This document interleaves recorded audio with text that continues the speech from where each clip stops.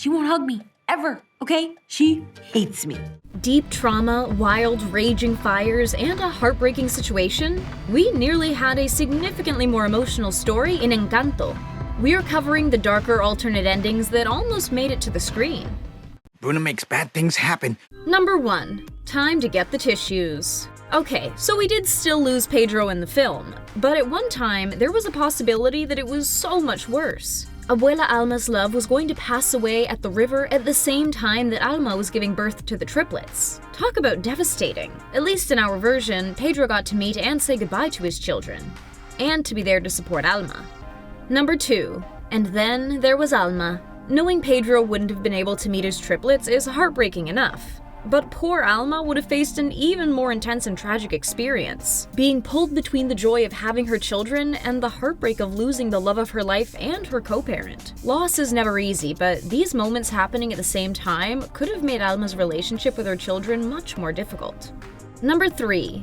You never know what you'll find when you go to a place you used to call home. At one point in the development of the movie, Mirabel was seen running away from the city, meaning Abuela had to go back to the place she'd run away from to find her. When back in town, she'd stumble upon a mural dedicated to her love Pedro, with this quote, "To love at all is to love entirely." And if that weren't emotional enough as it is, Abuela Alma was going to stay by the mural's side all night long. Eventually, after finding Mirabel, we discovered the truth as Abuela shared what had kept her walls up. After I lost him, I was so afraid. I couldn't bear the thought of losing anyone else. Number 4. So many apologies, so little time.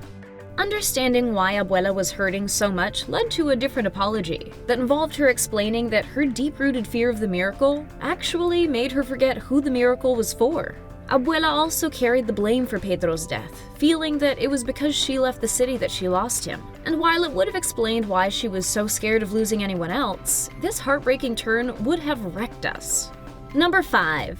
Fights between family members can get pretty vicious. While it was Abuela and Mirabel that faced tough conflict together, an alternate ending saw Mirabel and her mother Julieta having a brutal and heartbreaking argument, one that would upset Mirabel so much that Casita would fall to ruins as a result of it. Number 6. This house is on fire. Yikes. Flames nearly took down the Casa Madrigal, and what was left was meant to be a deeply haunting image. There was an alternate end that saw Casita burn to the ground, an especially painful turn of events considering the candle was what kept it going for so long. After the tragic burning, a haunting scene would have taken the place of the beloved Madrigal home. Only doors and windows left floating among the ashes, with an especially dark and kind of threatening looking spirit left in the rubble, which was meant to be the remaining cracks of the house. Going this dark would have made for a very different feeling than what we got. Number 7. Someone call the doctor. Possibilities for how Casita could suffer were extremely varied, and one alternate storyline for Casita saw it showing signs of illness physically. Storyboards that didn't make the cut show the paintings and photos hung up on the walls of Casita going blank, a sign that the home was experiencing a kind of brain fog. At one point, even the yellow butterflies went dark. Seeing such a major loss and darkness in the house would have made the concern for Casita's deterioration way more intense in the end. We hate to see Casita hurting. You got this. Just gonna save the miracle. Number 8. There's a new patriarch in town, and his name is Agustín. Ay, Agustín. In another version of the film, Agustín was the one who decided to build the Madrigal home, even after being warned specifically not to. This man was very different from the one we got to know. To paint a bit of a picture, he had a mustache at the age of 4. Knowing that, it's not too surprising that even after a mysterious woman gave him an intense warning not to build the house, he opted to go against her advice. This certainly doesn't sound like the Agustín we know and love, and we would have gotten quite a different movie if this had been the reality. Number 9. You never know what you'll find in a river. If you thought Casita was magical, this river is next level. An alternate storyline saw Mirabel need to find her abuela.